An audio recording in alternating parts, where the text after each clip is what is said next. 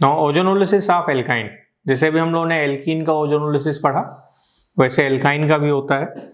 Alkyne जैसे मैंने ये ले लिया कि R C triple bond C R dash, ऐसे इस पर जब हम ओजोन का रिएक्शन कराते हैं तो यहां भी ओजोनोलिसिस दो तरीके का होता है, ऑक्सीडेटिव और रिडक्टिव। एक रिडक्टिव और एक ऑक्सीडेटिव।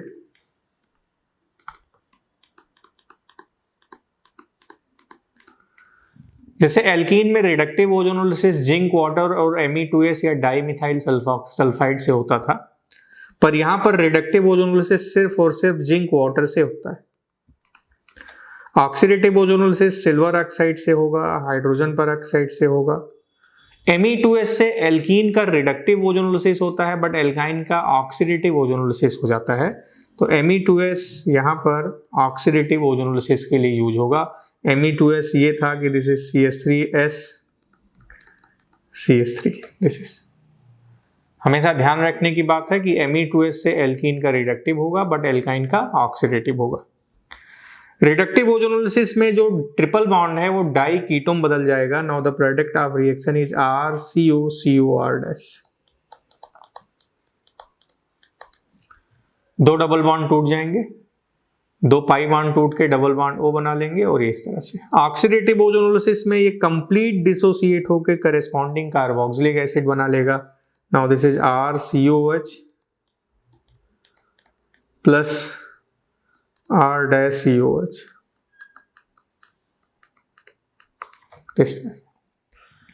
तो एल्काइन की ऑक्सीडेटिव ओजोनोलिसिस होगी तो ट्रिपल बॉन्ड को ब्रेक करके करेस्पॉन्डिंग कार्बोक्सिलिक एसिड बनाएंगे।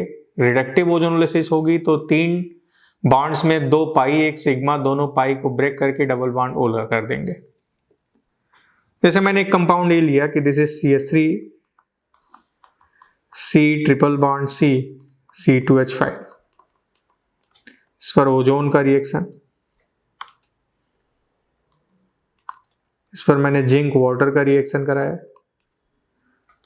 इस पर मैंने सिल्वर ऑक्साइड का रिएक्शन करा दिया या Me2S का रिएक्शन करा दिया। ऊपर वाला रिडक्टिव है तो रिडक्टिव से जो प्रोडक्ट बना कि दिस इज CH3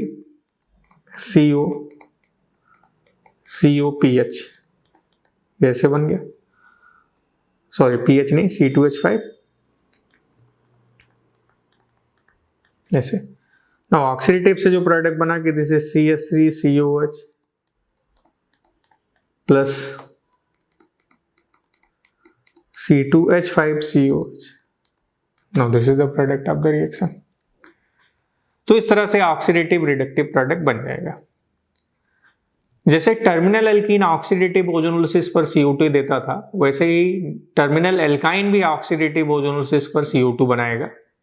जैसे मैंने एक टर्मिनल एल्काइन ये ले लिया कि this is CH3 C triple bond CH, इस पर मैंने ओजोन का रिएक्शन कराया,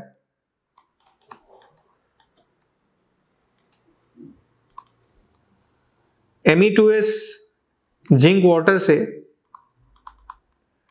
ये रिडक्टिव देगा, और मैं हाइड्रोजन पर ऑक्साइड ले लूं या सिल्वर ऑक्साइड ले लूं या मैं Me2S ले लूं, उन सब से ऑक्सीडेटिव होगा। यहां पर क्या हुआ कि now product is CH3 C double bond O and CHO में कन्वर्ट हो गया। और टर्मिनल एल्काइन का ऑक्सीडेटिव ओजोनोलिसिस होगा तो CO2 मिल जाएगा, ये ऐसे ब्रेक हुआ। तो product is CH3 COH plus CO2 की एफरवेसेंस आ गई। तो इस तरह से हम टर्मिनल एल्काइन और नॉन टर्मिनल एल्काइन को डिफरेंशिएट कर सकते हैं। जैसे मैं कोई नॉन टर्मिनल एल्काइन लूं, ये इस पर ओजोन का रिएक्शन सिल्वर ऑक्साइड से करा दें ऑक्सीडेटिव ओजोनोलिसिस, तो ये ऐसे ब्रेक होके 2 मोल ऑफ CH3 COH में कन्वर्ट हो जाएगा। नाउ दिस इज, ये ऐसे हो गया। तो हमें ध्यान रखना है कि Me2S से एल्कीन का रिडक्टिव बट एल्काइन का ऑक्सीडेटिव। सपोज एक कंपाउंड ऐसे है,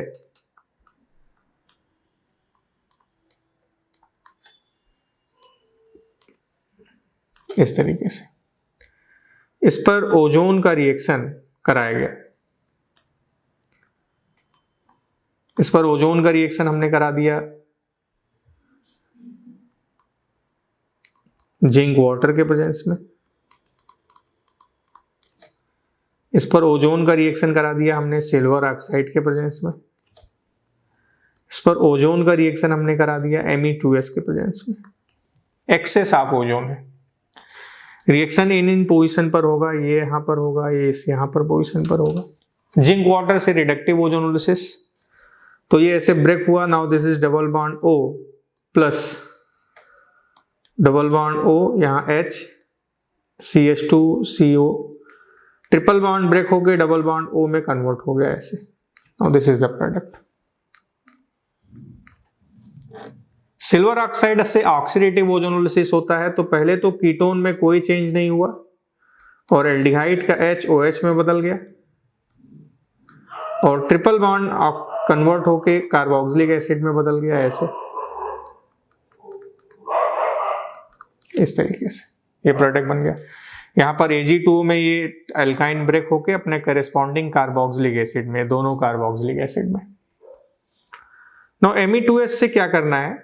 Me2S से एल्कीन का रिडक्टिव ओजोनोलिसिस होगा, बट एल्काइन का ऑक्सीडेटिव ओजोनोलिसिस होगा। यहाँ पर हम रिडक्टिव करा देंगे और यहाँ पर ऑक्सीडेटिव करा देंगे। और the product of reaction is double bond O plus double bond OH CH2 COH plus CH3 COH, इस तरह से। जिंक वाटर से एल्कीन हो या एल्काइन हो सबका रिडक्टिव होगा, सिल्वर ऑक्साइड से सबका ऑक्सीडेटिव होगा। Me2S से एल्कीन का रिडक्टिव होगा बट एल्काइन का ऑक्सीडेटिव होगा। बट अगर इसी एल्कीन कंपाउंड पर 1 मोल ओजोन का रिएक्शन करा दें, ozone 1 mole, 1 mole of ozone zinc water के प्रेजेंस में,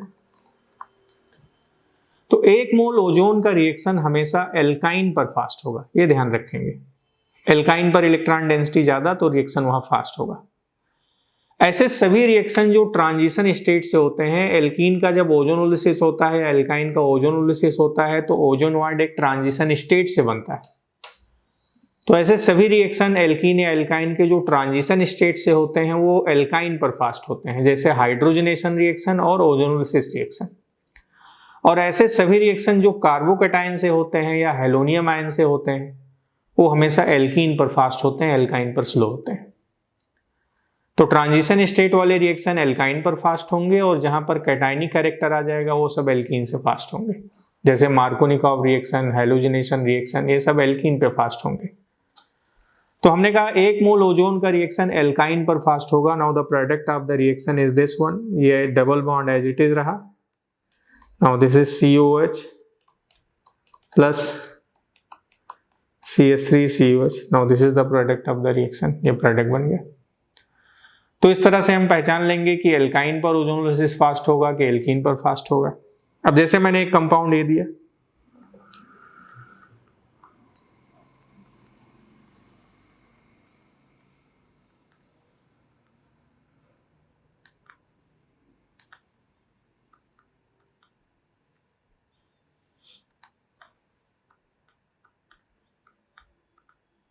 इस तरह से, इस पर ओजोन का रिएक्शन,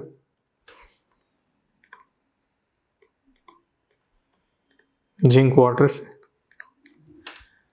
वाटर से रिडक्टिव ओजोनोलिसिस होगा, ये ऐसे ब्रेक हो गया, डबल बॉन्ड O और यहां भी डबल बॉन्ड O। और the product of reaction is this one,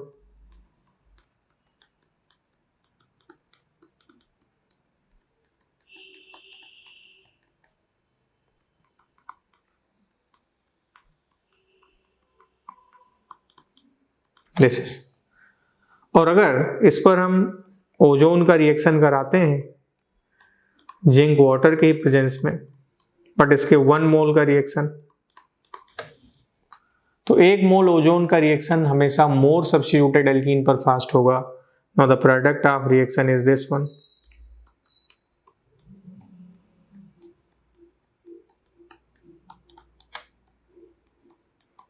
as it is होगा। तो इस तरह से रिएक्शन हो गया। So this is the ozonolysis of alkene as well as alkyne.